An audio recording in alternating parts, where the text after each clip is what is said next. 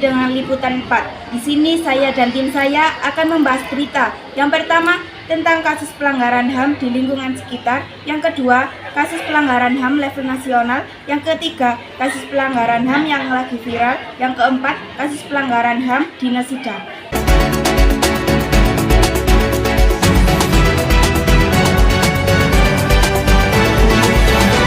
Di sini saya akan membawakan berita tentang kasus pelanggaran HAM yang berjudul Kecelakaan Beruntun di Jalan Alternatif Cibubur. Kecelakaan beruntun terjadi di Jalan Raya Transyogi, Desa Nabra, Kecamatan Gunung Putri, Kabupaten Bogor. Kecelakaan melibatkan satu truk dan dua mobil. Kendaraan yang terlibat dump truck Isuzu Nopal B 9756 DYZ, Daihatsu Xenia Nopal B 1516 FRP, dan Suzuki APV Nopal B 1457 TOI.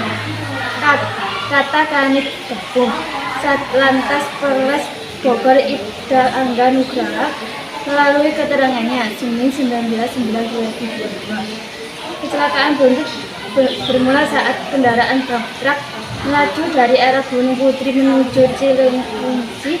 Truk mengalami gagal fungsi rem di jalan menurun.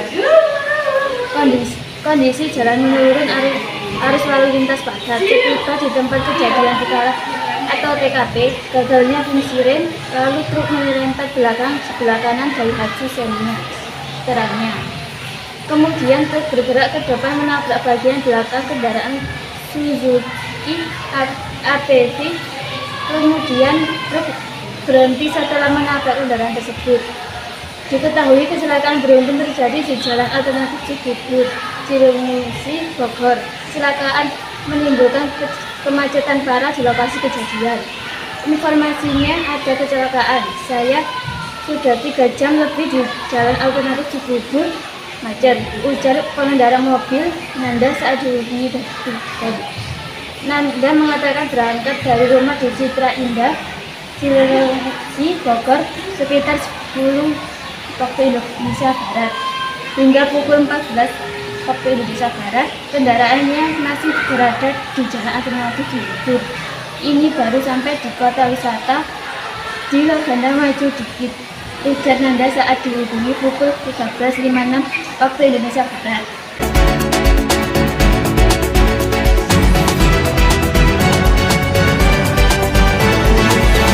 Membawakan berita tentang kasus pelanggaran HAM di level nasional yang berjudul Pemerintah Indonesia didesak ulang menulis sejarah peristiwa kekerasan yang selama ini dibuka.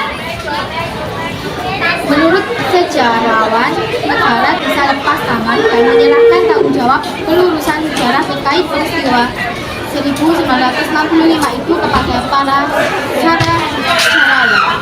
Paling tidak itu temuan baru para sejarawan tentang peristiwa 1965 dibenarkan dan pemerintah mengakui bahwa ada satu cerita yang salah terkait peristiwa 1965 sehingga harus direvisi karena dia melestarikan trauma korban, kata sejarawan Universitas Nasional Jakarta Andi Azidian kepada BBC Indonesia usai konferensi pers di Kantor Internasional Indonesia pada Selasa tanggal 29 bulan 8. Karena itulah peneliti sejarah di ruang arsip dan sejarah perempuan itu mengatakan perlu ada klarifikasi sejarah yang menggunakan sumber-sumber narasi korban yang selama ini suaranya dibungkam. Sebelumnya, Menteri Koordinator Hukum dan HAM saat berdialog dengan para eksil di Amsterdam, Belanda, mengatakan pemerintah Indonesia tidak akan melakukan penulisan ulang sejarah dan menyerahkan kepada para sejarawan untuk menyampaikan hasil penelitian mereka sebagai ilmu. Namun demikian, Mahfud MD, negara tidak akan menjadikan hasil penelitian itu sebagai pandangan negara. Padahal para sejarawan mengatakan penulisan ulang sejarah merupakan salah satu rekomendasi dari tim penyelesaian non-yudisional pelanggaran hak asasi manusia yang berat masa lalu PPHAM, kemudian pemerintah Indonesia untuk dilaksanakan.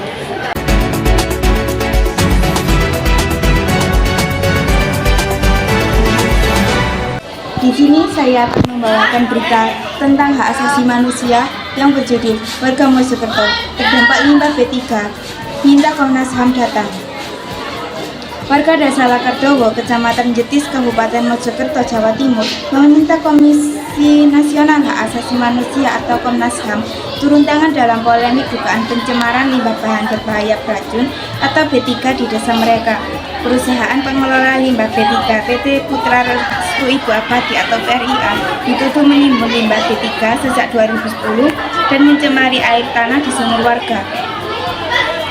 Kami berharap Komnas HAM datang ke Lakardowo, berdialog dengan warga serta mendengarkan kesaksian warga dan mantan karyawan pabrik yang pernah terlibat dalam penimbunan limbah B3 di kawasan pabrik PT PRIA, kata Ketua Presidium Penduduk Lakardowo, Pendowo Bangkit Murasim, Rabu 17 Mei 2017. Selain meminta Komisioner Komnas HAM bertemu langsung dengan warga, Pendowo Bangkit juga meminta Komnas HAM mempertanyakan tanggung jawab pemerintah pusat, pemerintah Provinsi Jawa Timur, dan pemerintah Kabupaten Mojokerto atas jaminan air bersih bagi warga.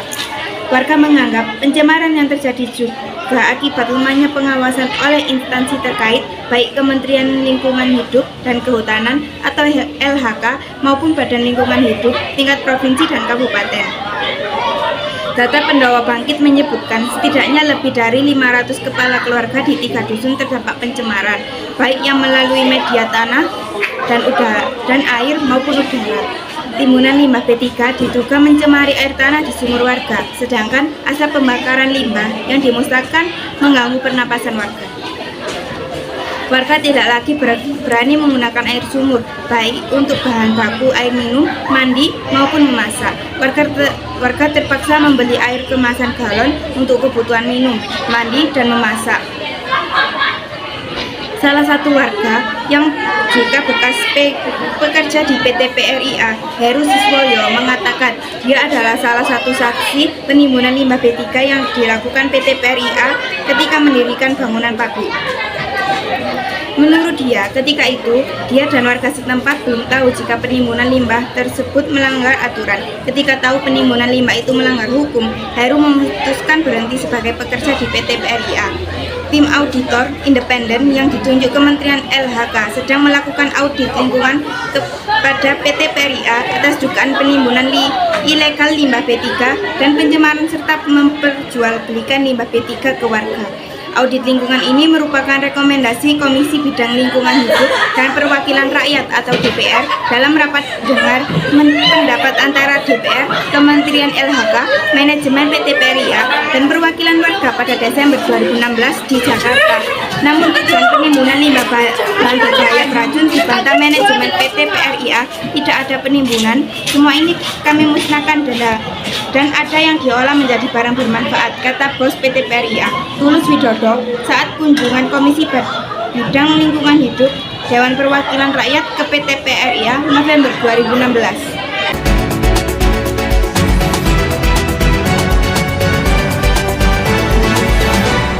Saya akan membawakan berita tentang hak asasi manusia, kejahatan genosida, Hegel berzina.